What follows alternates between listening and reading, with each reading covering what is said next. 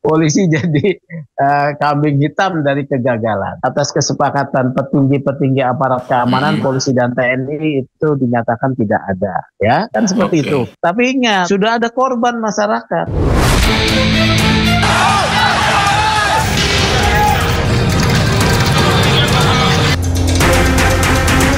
Tapi ingat, kesepakatan kalian ini harus diminta pertanggungjawaban.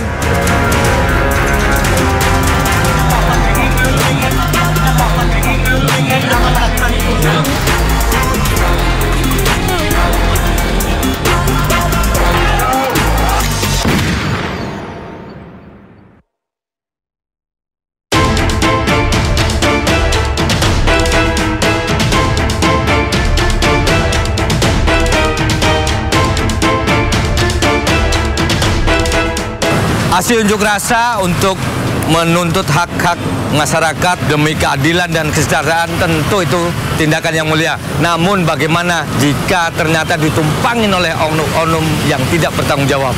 Salah satunya adalah mereka akhirnya merusak fasilitas umum. Seperti di belakang saya ini. Ini adalah salah satu fasilitas halte Transjakarta yang sehari-hari menjadi sarana penting bagi masyarakat untuk berpindah tujuan dari satu bis ke bis yang lainnya. Selain di sini, ada di mana saja, saya akan mengajak Anda untuk mencari tahu dan mengabarkan apa saja dampak dari ulah orang-orang yang tidak bertanggung jawab, yang mendompleng oleh aksi para mahasiswa yang sebetulnya mereka punya tujuan mulia. Ikuti saya dalam Inside Story. Saya Lukman Hanafi.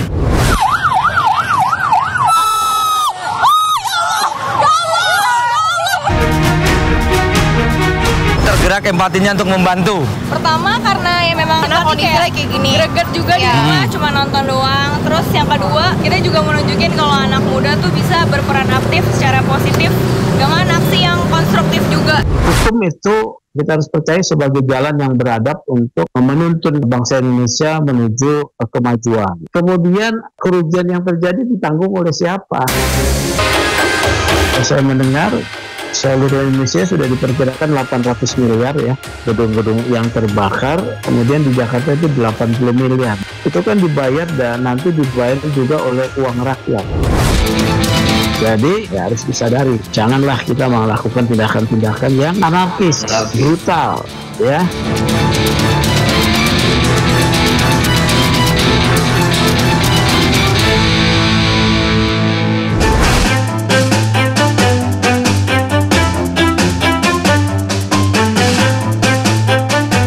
Ya, akibat aksi anarkis sedikitnya 22 halte di seluruh Jakarta ini rusak, baik rusak ringan maupun rusak berat. 6 diantaranya adalah halte yang dibakar oleh massa yang tidak bertanggung jawab, yaitu halte Polda Metro Jaya, halte Senen Toyota Rangga, halte Sentral Senen, halte Senayan Bank DKI, halte Gerbang Pemuda, dan juga halte Bundaran Senayan. Akibat rusaknya halte ini maka perlu perbaikan yang membutuhkan waktu tidak cukup 1-2 hari. Ini tentu membutuhkan waktu yang lama, juga membutuhkan biaya yang tidak sedikit. Sementara itu 16 diantaranya dari 22 itu 6 tadi terbakar dan 16 adalah rusak. Ini mungkin rusak ringan ya, namun tetap juga tidak bisa dipakai, yaitu diantaranya adalah halte di kawasan Bendungan Hilir, Kuitang, Kampung Melayu, Kramat, Sentiong, Cililitan, dan sebagainya. Ini juga meskipun kerusakannya kelihatannya ringan, namun tetap membutuhkan waktu untuk perawatan. Dan kalau dari 22 halte itu, total kerugiannya menurut Pemprov mendata adalah lebih dari 41 miliar. Jika kita pikir-pikir 41 miliar untuk perbaikan ini, maka ujung-ujungnya duit rakyat lagi. Jadi ini jadi perhatian, silahkan melakukan aksi unjuk rasa, silahkan sampaikan pendapatnya. Tentu berunjuk rasa, menuntut hak-hak itu adalah tindakan yang mulia. Namun jangan sampai dikotori oleh hal-hal yang tidak bertanggung jawab dan akhirnya merugikan kita semuanya.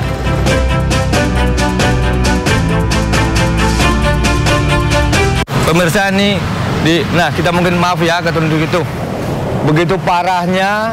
Ini fasilitas umum ini setiap hari di sini ratusan ribu mungkin ya, dari pagi sampai malam, tapi sekarang kondisinya begini. Nah ini juga saya lihat, nah ini ada rombongan mbak-mbak. Nah mbak ini apa nih mbak? Ya, kita mau berbagi. Oke, mau berbagi. Oh di sini yang kerja ya? Iya. Oke, boleh saya ikut bantu berarti ya? Boleh. Oke. Oke, kita bagi-bagi ya. Iya. Ini berarti mau pakai buat ini ya, pekerja kan ya? Iya. Oke, kita bantu ya yang pada kerja. Ya.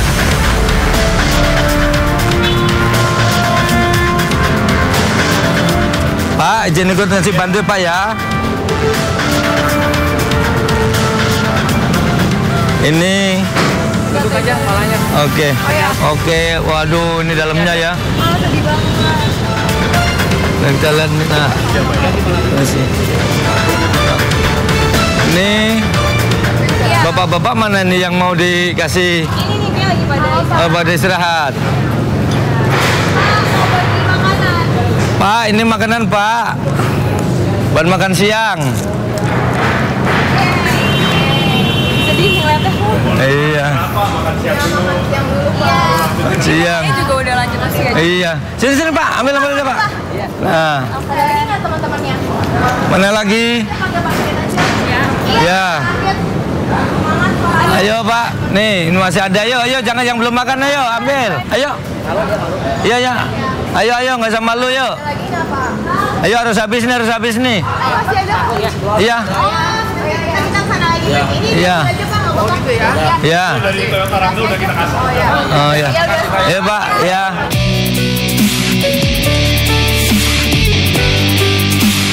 Mbak, makanan ini itu dari mana? Pribadi atau bagaimana Mbak nih? Jadi banyak yang donasi gitu sih. Oke. Kita dari lembaga CGI, Charity Group Indonesia. Jadi ada beberapa membernya itu memang dari berbagai profesi yang suka terjun langsung juga lah untuk acara sosial. Nah, pertanyaanku adalah kenapa kalian ini kok tertarik, tergerak empatinya untuk membantu? Pertama karena ya memang tergerak aja ya. Iya, karena kondisinya kayak gini. Greget juga di rumah cuma nonton doang. Terus yang kedua, kita juga mau nunjukin kalau anak muda tuh bisa berperan aktif secara positif dengan aksi yang konstruktif juga. Jadi bukan cuma merusak tapi memang fokusnya untuk membangun dan memperbaiki. Oke. Kalau katanya kan sobat ngeliat kan ada di kanan dan kiri dalamnya. Iya. Gimana ngeliat setelah dilihat gitu nih? Sedih banget ya. Karena tiap hari kan orang tua juga banyak kan pakai transportasi umum juga untuk ke kantor segala macam. Sekarang bingung yang dirugikan juga jadi kita semua, bukan cuma yang pihak di sana aja gitu. Oke, kalau menurut kalian sebaiknya mungkin yang seusia Anda ini semua lah, kalau misalnya mereka kepingin menyalurkan aspirasi ini, seperti apa sebenarnya sebaiknya? Menurut kalian? Positif Ya, dari cara yang positif, terus bisa dari sosial media, terus bikin campaign-campaign yang positif gitu. Pastinya harus dua arah lah, nggak cuma satu yang destruktif aja. Tapi kita terima kasih banget buat teman-teman yang udah demo kemarin. Senang banget karena keberaniannya mahasiswa, terus Ojo, siapapun itu tuh kayak benar-benar mau kita semua menyadarkan juga kita untuk semua bersuara, nggak cuma dari satu jadi pihak luar. dari kita yang sebenarnya nggak terlalu peduli politik sama sekali ya gitu, baru kali ini kayak tergerak gitu, tiba-tiba tergerak kayak kok kayak gini gitu, kayak kita tuh harus lakuin sesuatu gitu, terus harus ada perubahan buat Indonesia gitu. Oke, Mbak namanya siapa? Lisa yang ini? Graciela. Ya. Yang ini? Camelia. Oke, terima kasih ya, mudah-mudahan Mbak tetap terus berbuat baik, tidak bosan ya. Oke. Tidak hanya nunggu ada musibah, tetapi kebaikan terus dilanjutkan ya. Oke, terima kasih kalau gitu ya. Oke, makasih. Sampai jumpa. Oke, pemirsa, tadi ini adalah teman-teman kita masih muda tapi kepeduliannya tinggi. Ini mungkin bisa jadi contoh atau apa ya, motivasi kepada generasi muda semuanya untuk bisa mengikuti langkah-langkah mereka. Saya akan terus bergerak lagi untuk menuju ke tempat lain. Tetaplah di Inside Story.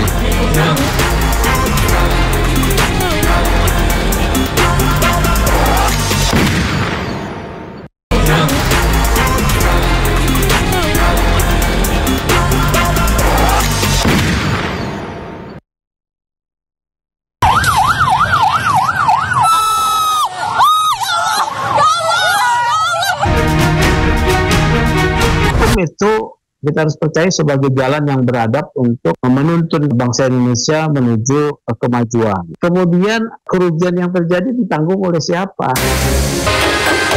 Saya mendengar seluruh Indonesia sudah diperkirakan 800 miliar ya gedung-gedung yang terbakar, kemudian di Jakarta itu 80 miliar. Itu kan dibayar dan nanti dibayar juga oleh uang rakyat. Jadi ya harus disadari, janganlah kita melakukan tindakan-tindakan yang anarkis, brutal, ya.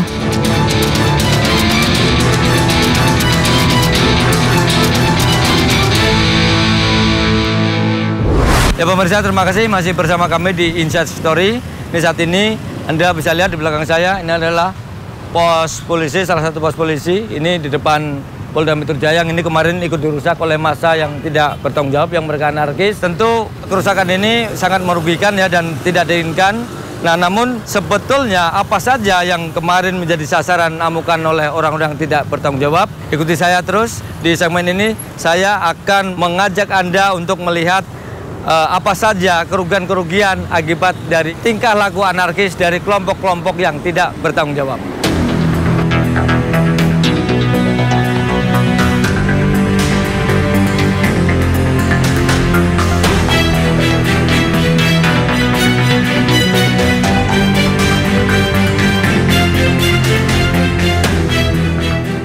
Ya, saat ini saya ada di halte Polda Metro Jaya. Ini lihat di sebelah sana itu liftnya masih ada bekas kebakaran, yaitu bekas bakaran jadi nggak bisa dipakai. Dari sana juga di sebelah sana itu, nah itu sedang perbaikan. Ini di sana kebakar habis sepertinya kemarin waktu rusuh. Ini persis depan Polda itu tadi sana. Nah ini adalah suasana lift. Nah tapi di balik kerusakan ini ada dilihat aktivitas lalu lintas sudah normal depan Polda. Dilihat ini adalah jalan ini dari Tamrin sana, ini dari Tamrin menuju ke Bundaran Senayan. Ini lalu lintas sudah normal, artinya sudah kondusif di ibu kota ini. Alhamdulillah ini persis di depan Polda Metro Jaya. Nah sementara untuk Polda Metro Jaya sendiri mungkin bisa dilihat. Ini tunjukin di Polda Metro Jaya. Itu di sini mungkin itu masih juga pekerja. Itu sedang diperbaiki. Nah, itu yang pada pekerja kemarin itu adalah papan tulisan Mapolda Metro Jaya itu rusak, hancur, sedang diperbaiki. Terus itu pos yang biru, pos polisi juga itu rusak. Jadi ini adalah akibat dari tindakan-tindakan yang tidak bertanggung jawab dari oknum.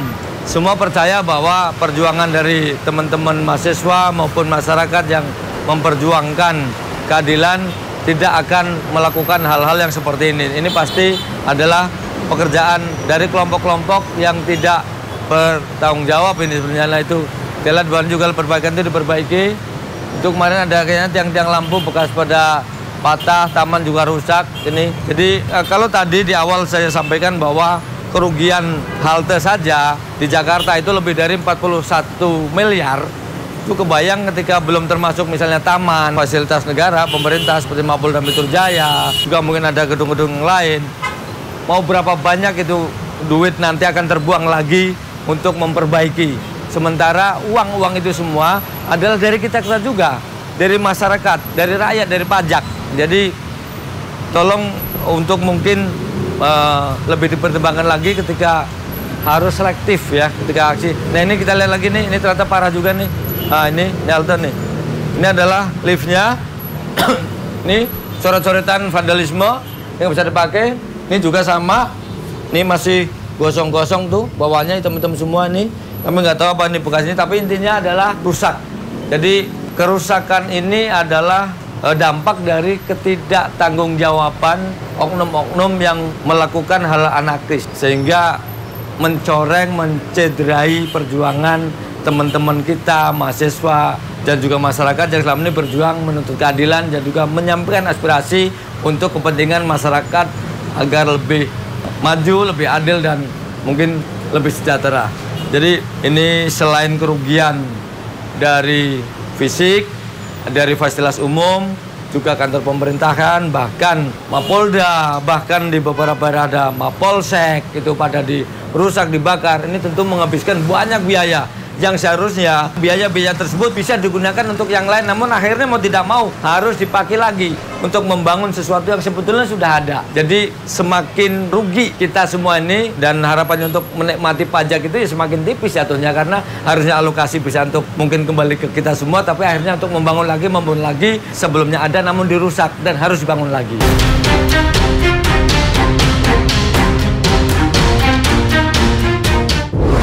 Pemirsa, aksi yang ditunggangin oleh kelompok anarkis tentu sangat merugikan kita semua. Ternyata tidak hanya merugikan mengakibatkan korban harta, tapi juga jiwa. Tak sedikit mereka menjadi korban, bahkan yang meninggal. Sedikitnya ada 10 korban meninggal dunia, dan mereka itu yang menjadi korban ini bisa dibilang orang-orang yang tidak berdosa, seperti yang ada di kantor DPRD Makassar. Di antara mereka yang meninggal adalah mereka hanya staf. Bahkan ada satu masih honorer. Honorer ini pastinya juga dengan adanya perjuangan teman-teman, mereka pasti akan menyambut senang. Namun adanya penyusupan dari yang tidak bertanggung jawab akhirnya menjadi korban. Selain di Makassar, ada juga di tempat lain yang juga sama-sama menelan korban yang akhirnya merugikan kita semua. Di mana saja? Berikut liputannya.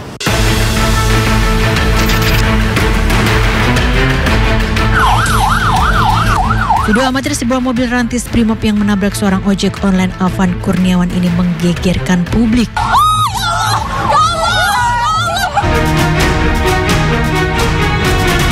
Di tengah situasi panas unjuk rasa yang menolak sejumlah kebijakan pemerintah, termasuk tunjangan besar anggota DPR RI, justru dimanfaatkan pihak-pihak tak bertanggung jawab. Peristiwa demo anarkis ini bahkan menelan korban jiwa tragis. Afan yang merupakan tulang punggung keluarga tewas mengenaskan di tengah kerumunan massa.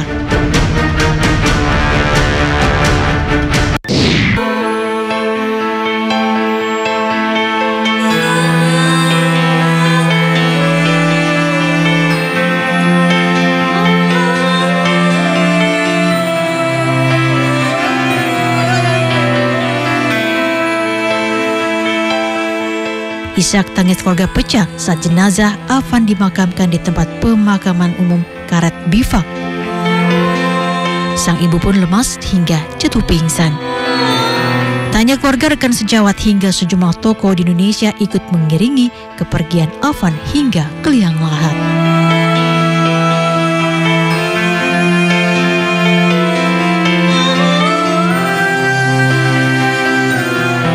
Presiden Prabowo Subianto pun mendatangi rumah duka almarhum Afan Kurniawan. Prabowo menyampaikan bela sungkawa secara langsung kepada keluarga korban. Baik-baik ya. Iya. Iya, kita percaya sama Bapak. Iya.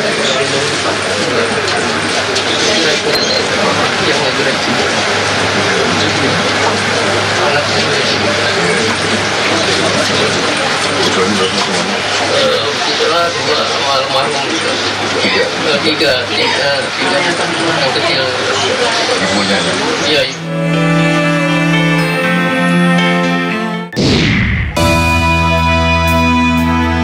Korban tewas akibat demo anarkis juga terjadi di Makassar, Sulawesi Selatan. 4 orang meninggal dunia dan 5 orang terluka akibat kericuhan aksi massa tersebut. Keluarga korban pun histeris mengetahui anggota keluarganya meninggal dunia.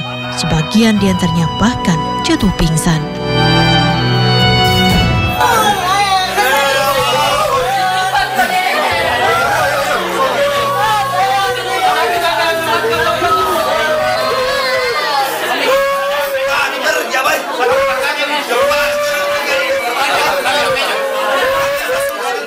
Unjuk rasa di kantor DPRD Makassar. Kemudian selanjutnya kami akan memberikan pelayanan kepada korban-korban, apakah itu korban hidup atau korban mati, untuk dirawat di Rumah Sakit Bayangkara Makassar. Terima kasih. Korban meninggal dunia yang terjebak dalam kebakaran gedung DPRD Kota Makassar akibat demo ricuh, diantaranya Saiful Kasih Kesra Kecamatan Ujung Tanah, Ubay, fotografer DPRD Makassar, Sarina, ajudan anggota DPRD Makassar, Budi, anggota Satpol PP. Sementara data dari Komnas HAM tercatat sedikitnya 10 orang tewas dalam demo ricuh yang terjadi di sejumlah wilayah di Indonesia.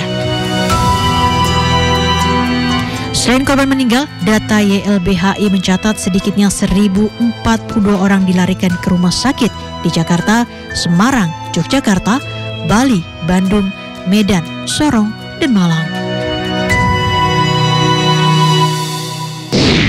Nah, itu tadi adalah beberapa kejadian peristiwa, semoga tidak terjadi lagi ya, karena ini merugikan kita semua. Dan berikut adalah kami tampilkan beberapa daerah yang bangunan fasilitasnya menjadi korban dari tindakan yang tidak bertanggung jawab. Di Jakarta, gerbang tol, puluhan halte, lampu merah dan JPO dirusak dan dibakar. Padahal fasilitas ini sangat penting menunjang aktivitas masyarakat sehari-hari. Fasilitas Transjakarta paling terdampak di mana total ada 22 halte mengalami kerusakan parah.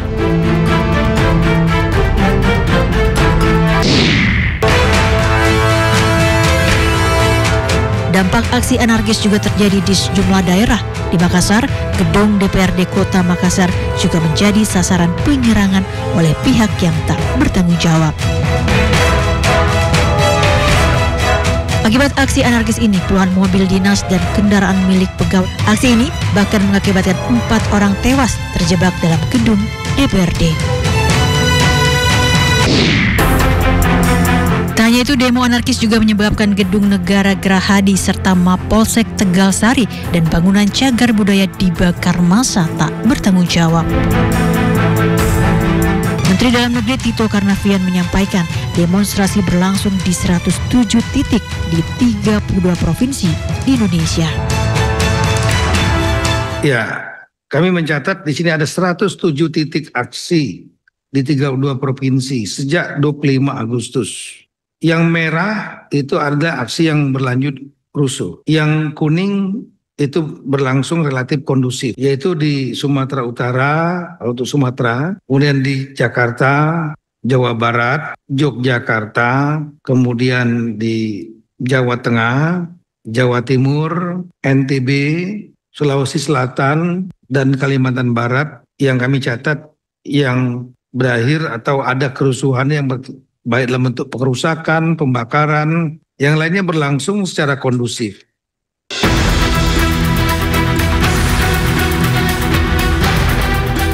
Kerusuhan masif di sejumlah wilayah ini kini harus dibayar mahal oleh rakyat.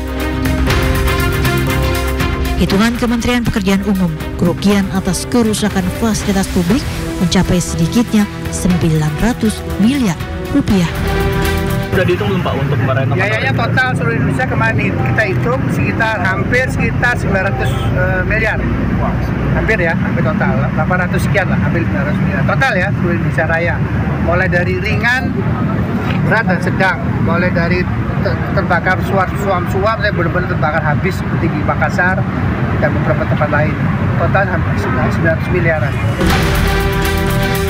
Dalam catatan Kementerian PU, kerugian terbesar terjadi di Jawa Timur dan Makassar. Di antaranya, di Kediri mencapai 500 miliar, Makassar mencapai 250 miliar rupiah, Surabaya mencapai 124 miliar rupiah, dan Jakarta mencapai 55 miliar rupiah. Jadi aktivitas orang-orang udah aman lah, maksudnya nggak kayak kemarin ya.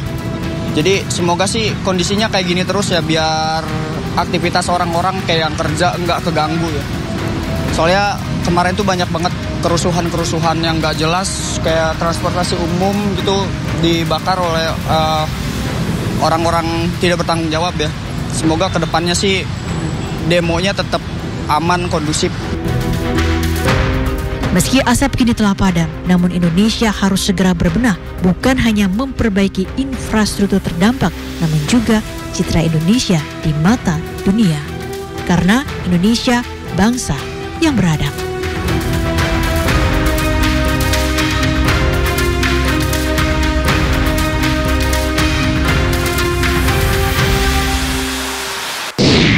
Tak hanya fasilitas umum seperti gedung wakil rakyat, ada juga kantor-kantor aparat keamanan, kantor polisi juga kendaraannya itu juga menjadi sasaran amukan dari orang yang tidak bertanggung jawab. Aparat pun sibuk untuk membersihkan pasca kejadian.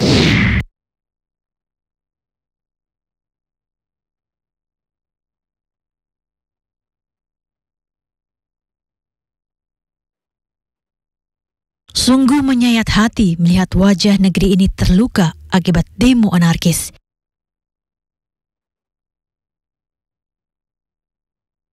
Unjuk rasa yang diharap menjadi solusi ternyata berdampak pada kerusuhan masif sarana umum di sana-sini.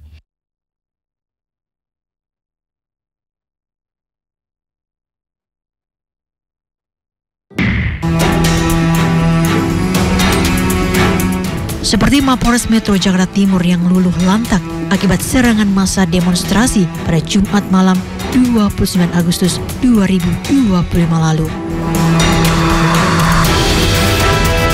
Seakan tak puas beraksi, massa bahkan membakar 8 kendaraan hingga ludes terbakar. Di antaranya 2 truk, 1 ambulans, dan 5 minibus.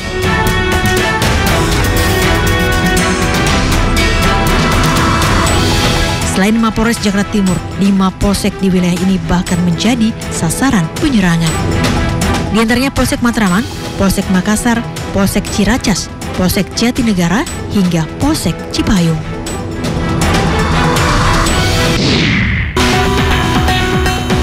Ironis, di tengah situasi yang belum mereda, sejumlah warga justru memanfaatkan situasi untuk menjarah puing mobil yang hangus terbakar di Simpang 5 Senen, Jakarta Pusat. Para penjara bahkan mempreteli satu persatu bagian mobil. Demo besar-besaran yang terjadi sejak 25 Agustus 2025 lalu juga menyebabkan kerusakan masif.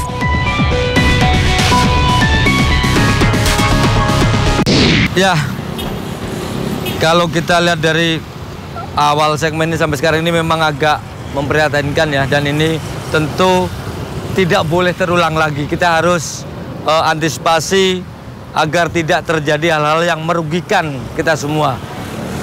Karena terbukti bisa kalau memang kita semua peduli menjaga keamanan di sekitar kita, maka bisa dicegah sebelum terjadi hal-hal yang lebih besar. Salah satunya seperti di daerah Bekasi, warga beramai-ramai menahan oknum-oknum yang hendak menyerang ke wilayahnya, namun berhasil dicegah oleh warga. Dan akhirnya para kelompok-kelompok yang diduga akan anarkis ini gagal masuk ke dalam lingkungannya dan segala kebrutalan bisa dicegah, sehingga hingga saat ini alhamdulillah kondisinya masih normal. Seperti apa? Berikut liputannya.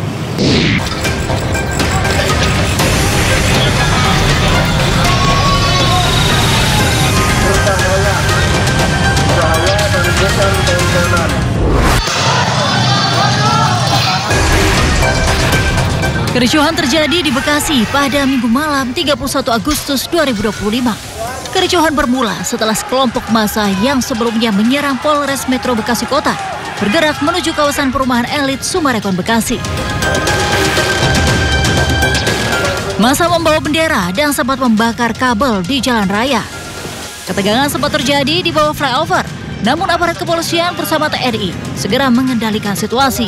Lalu lintas tidak ditutup meski penjagaan diperketat. Bahaya dan bukan tontonan.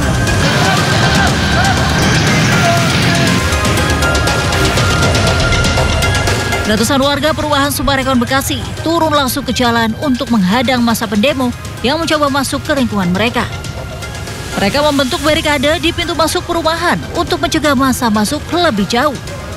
Aksi heroik warga ini sempat membuat suasana tegang, namun berhasil meredakan potensi kerusuhan yang lebih luas. Aksi warga yang kompak menjaga lingkungan pun menuai apresiasi luas di media sosial.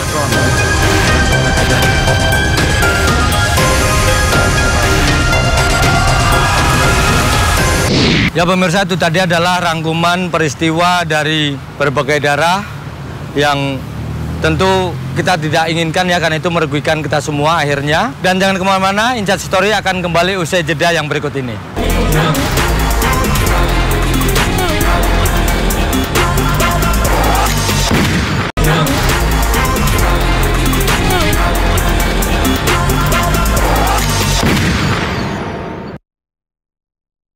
Hukum itu kita harus percaya sebagai jalan yang beradab untuk menuntun bangsa Indonesia menuju kemajuan. Kemudian kerugian yang terjadi ditanggung oleh siapa?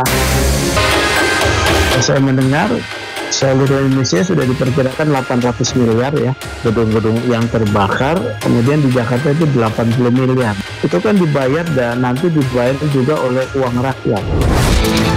Jadi ya harus disadari, janganlah kita melakukan tindakan-tindakan yang anarkis, brutal, ya.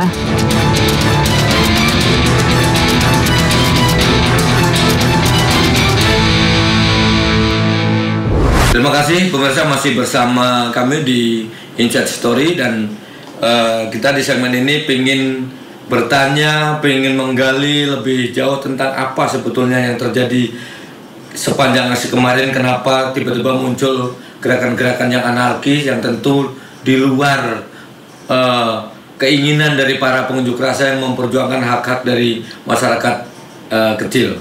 Saya di sini akan bertanya langsung kepada Bapak Sugeng Teguh yang sebagai Ketua IPW Indonesia Policy Watch. Selamat malam, Assalamualaikum Pak Teguh. Gimana kabar, sehat Pak? Alhamdulillah sehat Mas Lukman. Alhamdulillah. Pak, ini pengen tanya nih Pak. Jadi kemarin itu kan aksinya itu yang awalnya perjuangan untuk memperjuangkan keinginan-keinginan rakyat, keadilan dan sebagainya, ternyata tiba-tiba di tanggal 28 itu, 25 sebenarnya aman, ketika 28 tiba-tiba mulai ke siang, ke sore, ke malam ada makin panas dan ada terjadi rusuh gitu. Nah, menurut Bapak ini apa yang terjadi Pak? Apakah ini ada penyusupan atau seperti apa sih Pak? Kok jadi kayaknya berbeda nih? Iya, itu menarik memang ya. Ketika aksi demo ya, masa aksi tanggal 25, 26 itu masa aksi berpusat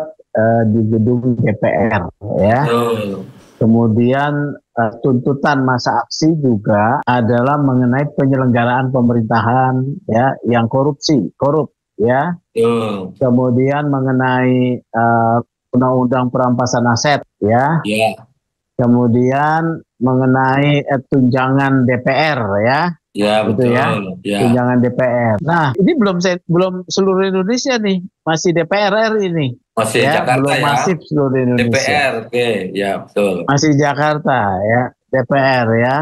Akan tetapi ada satu momentum pada saat peristiwa Afan gugur dilindas oleh mobil rantis, ini berubah seketika ya, berubah seketika menjadi dua sasaran ya, satu DPR dan kedua kepolisian. Dua polisian, harus kita lihat dua simbol ini. Kepolisian, DPR dan polisi itu adalah simbol sipil ya. Kita harus melihat DPR sebagai penyelenggaraan pemerintahan sipil di bidang legislasi, dan polisi adalah aparatur sipil di bidang penjaga keamanan dan ketertiban sipil di dalam negeri. Ini kemudian terjadi satu serangan ya.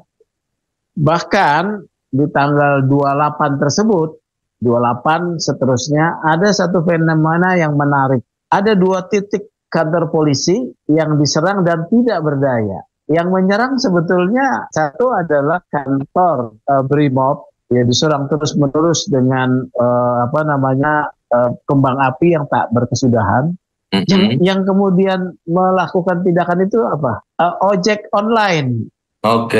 Kalau dalam kerangka berpikir normal, kira-kira supir ojek online ini punya kemampuan nggak melakukan seperti itu? Menurut saya tidak ya. Ini tanda tanya, ternyata tidak ada perintah untuk melawan ya. Juga tempat gudang gegana di Keramat itu dijarah, juga tidak melawan. Mengapa polisi tidak melakukan perlawanan? Apa sebab? Polisi tahu ada yang menggerakkan. Polisi tahu ada yang menciptakan konflik ya. Artinya berarti ada dalangnya Pak ya? Polisi tahu ada dalangnya begitu Pak ya? Iya. Polisi tahu ada dalangnya, walaupun ada momentumnya, yaitu Afan meninggal. Kalaupun tidak ada momentum Afan meninggal, akan dicari momentum di mana polisi sebagai pelaku kekerasan dan akan di-amplifying ya. Jadi ciptakan konflik ya. Kemudian yang kedua, kembangkan dan masifkan konflik. Konflik dimasifkan dengan cara apa tadi? Diserang nih ya. Pada situasi itu polisi tidak melakukan tindakan mengatasi kerusuhan, tidak mengesankan tidak mampu. Ya, mengesankan tidak mampu. Padahal polisi punya kemampuan dan juga ada perangkat aturan yang legal yang bisa digunakan. Karena yang saya dapat informasi dari internal polisi, mereka tidak mau melukai atau menyerang masa aksi ojol, ya.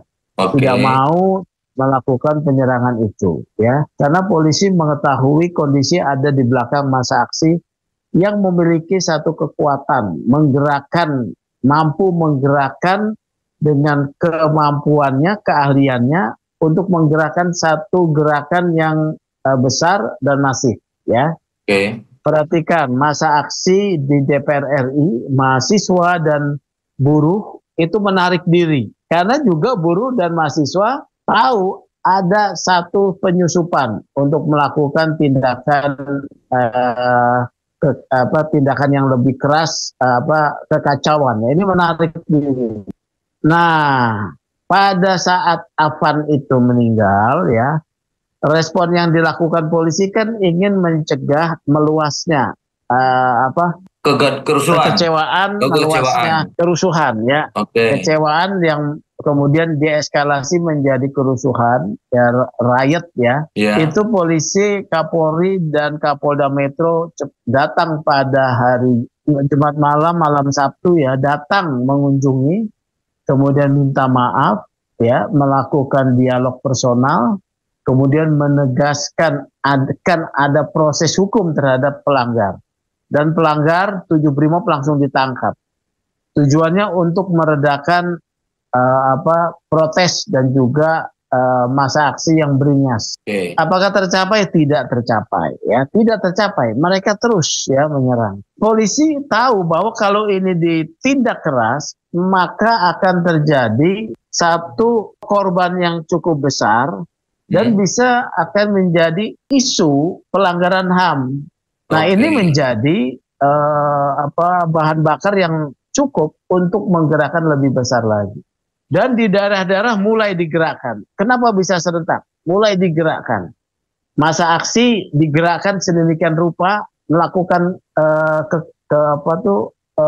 kerusuhan, ya. Seketika loh, dalam waktu 1 hari saja. Nah, ini. Jadi saya lihat ada tindakan ini. Dan di lapangan kemudian intel polisi maupun petugas polisi sudah menangkap tuh beberapa tempat. Di Kelapa II, 2 orang ditangkap yang diduga diidentifikasi sebagai anggota TNI walaupun dibantah, ya. Kemudian ada ditangkap juga anggota intelijen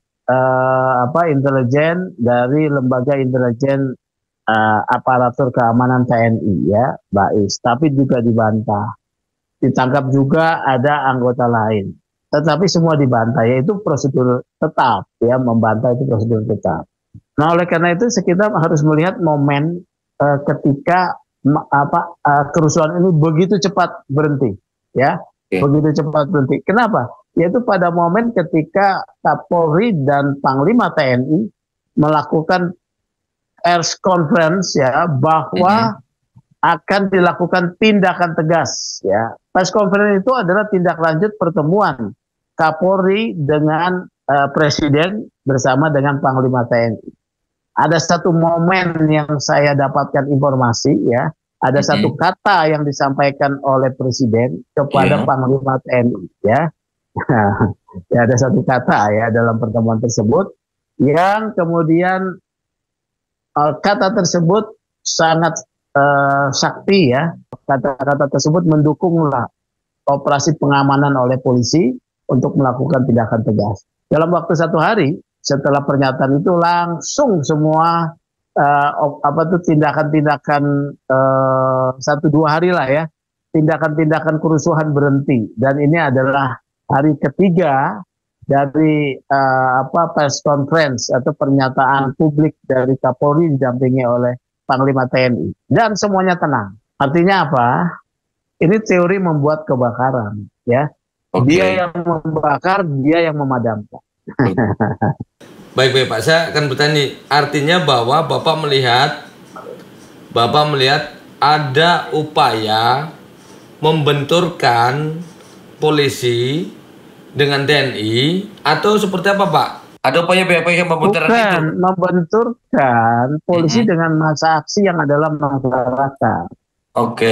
Supaya arahnya adalah supaya polisi kewalahan tidak mampu mengatasi, kemudian polisi melakukan tindakan pelanggaran HAM, ya, arahnya ke sana, sehingga kalau polisi melakukan pelanggaran HAM atau dalam keadaan tidak mampu, maka perlu ada tindakan lain pengamanan, contingency plan, ya, aparat pengamanan TNI yang masuk, ya, jadi bisa begitu, ya.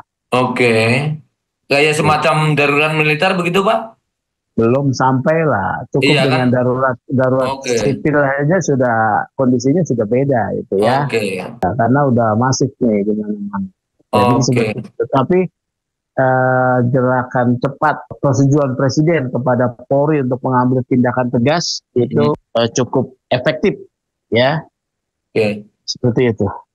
Pak, tapi kan kalau misalnya kita lihat dari yang sering terjadi lah, ini kebetulan, entah kebetulan dan tidak, saya juga kurang paham, ada beberapa yang itu benar atau tidak anggota intel dari non polisi ya, itu benar atau tidak kan tidak tahu. Pak Wakil Panglima TNI kan membantah, tapi kan memang biasanya Pak, kan memang dalam aksi-aksi seperti itu kan intel TNI maupun polisi atau bahkan juga BIN kan memang ada Pak. Iya, berkeliaran ya, berkeliaran. Tapi ketika berkeliaran, mengapa tidak terjadi pencegahan terhadap massa aksi?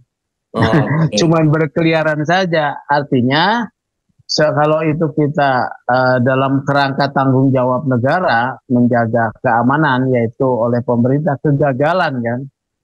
Kalau kegagalan ini di tengah adanya semua satuan intelijen dari manapun turun, itu adalah tindakan penanggulangan atau pencegahan. Ini malah menjadi-jadi. Kalau ini malah menjadi-jadi, hanya satu korbannya untuk dinyatakan tidak mampu, polisi. Ya, polisi jadi kambing hitam dari kegagalan. Ya, harusnya kan seperti itu. Ya, nah setelah ada mau ambil tindakan tegas, baru selesai. Dan yang di lapangan memang ada aparat-aparat yang diidentifikasi diduga sebagai TNI ditangkap. Walaupun kemudian dibantah oleh TNI, ya. Kemudian polisi sekarang pun menyatakan membantah juga, ya. Apa artinya? Sudah ada kesepahaman bahwa terkait bisa diidentifikasinya kelompok-kelompok lain disepakati oleh atas kesepakatan petinggi-petinggi aparat keamanan polisi dan TNI itu dinyatakan tidak ada, ya kan seperti itu. Tapi ingat, kesepakatan kalian apapun namanya menyatakan itu tidak ada, sudah ada korban masyarakat. Masyarakat hanya menjadi ajang pertarungan kalian. Ini harus diminta pertanggungjawaban. Oleh karena itu saya harapkan ya Komnas HAM membentuk satu penyelidikan ya. Penyelidikan pelanggaran HAM gitu loh ya. Tim pencari fakta ya. Iya, tim pencari fakta pelanggaran HAM berat karena sudah banyak korbannya ya di beberapa tempat. Jadi seperti itu.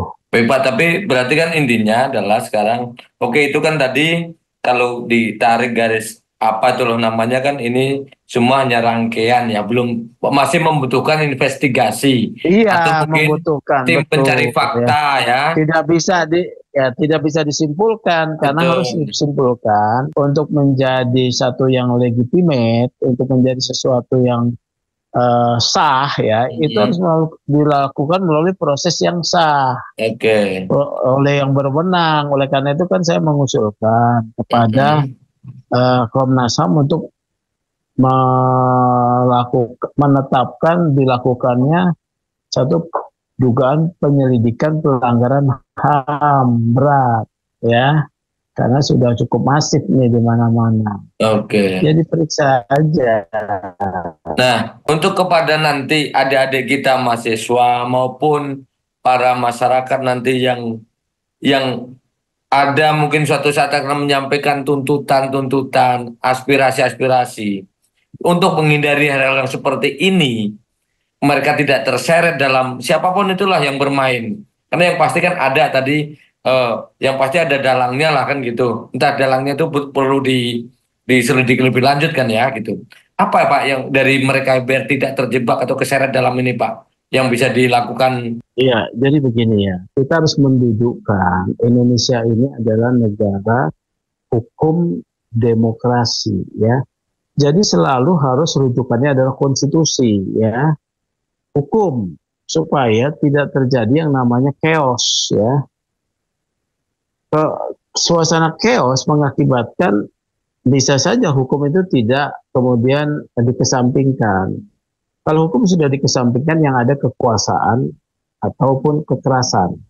Nah, kepada mahasiswa ya, tapi juga harus didengarkan oleh para elit ya. Mahasiswa kan juga sudah meminta demo secara damai, itu wah kupingnya kan budak ya. Kemudian mata hatinya ditutup ya.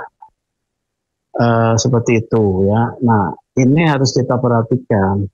Jadi pernyataan pendapat di muka umum kalau dilakukan secara damai jangan dianggap enteng, harus diperhatikan oleh para pengambil keputusan. Baru sekarang setelah bakar-bakaran para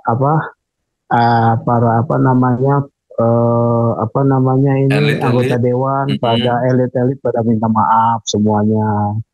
Setelah rumahnya dijarah minta maaf ya. Kan tidak perlu kalau kepekaan kepekaan moral kita, hati nurani kita itu mendengar sebelumnya. Kemudian kepada masyarakat, hukum itu kita harus percaya sebagai jalan yang beradab untuk menuntun bangsa Indonesia menuju kemajuan. Kita harus mempercaya itu, karenanya diperlukan aparat-aparat hukum yang bersih ya, moralitas tinggi ya, itu yang kita harus percaya. Yang ketiga, kita tetap percayakan hukum sebagai upaya untuk menyelesaikan permasalahan-permasalahan bangsa ya. Karena kalau tidak terjadi kekacauan seperti sekarang, pembakaran di mana-mana, yang dibakar ada fasilitas umum ya. Kalau sudah dibakar seperti itu, kemudian kerugian yang terjadi ditanggung oleh siapa? Ya. Kerugian yang terjadi kan ditanggung oleh juga pembiayaan oleh negara.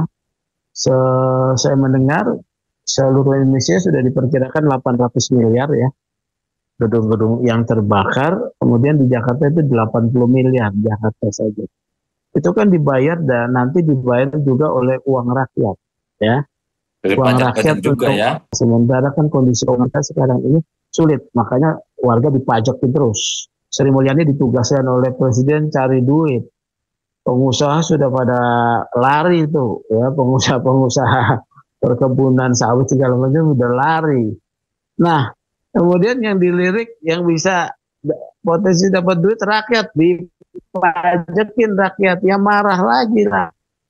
Ya, ini soal kebijakan-kebijakan yang apakah harus dievaluasi, apakah salah atau tidak, berputar-putar begini ya.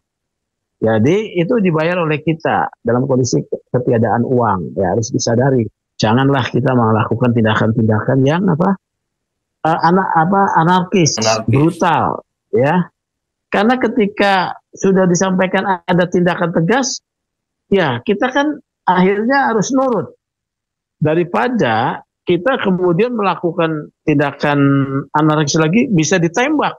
Dan sah itu menembak ketika kondisinya memenuhi syarat-syarat di dalam kondisi keadaan darurat. Polisi bisa menggunakan Perkap nomor 1 tahun 2009 terkait penggunaan kekuatan dalam tugas kepolisian. Itu legal. Kalau Anda membakar gedung dan berpotensi menghilangkan nyawa orang, seperti di mana?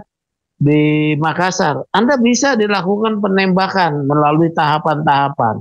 Makanya jangan ya, begitu. Baik Pak Sugeng, Pak Teguh, terima kasih untuk waktunya malam hari ini, juga terima kasih untuk analisanya. Mudah-mudahan apa yang disampaikan nanti bisa bermanfaat kepada pemirsa untuk nanti siapapun yang akan menyampaikan aspirasi tidak lagi terjebak dalam provokasi-provokasi atau gerakan-gerakan yang anarkis sehingga kita ujung-ujungnya rugi. Karena kalau ada kerusakan harus dibangun lagi, harus ini lagi, duit-duit kita juga, pajak kita juga yang akhirnya ke sana. Terima kasih Bapak untuk waktunya, dan pemirsa, dengan tadi adalah diskusi saya dengan Ketua IPW. Sampai ketemu lagi bersama saya di Inside Story episode berikutnya. Selamat malam.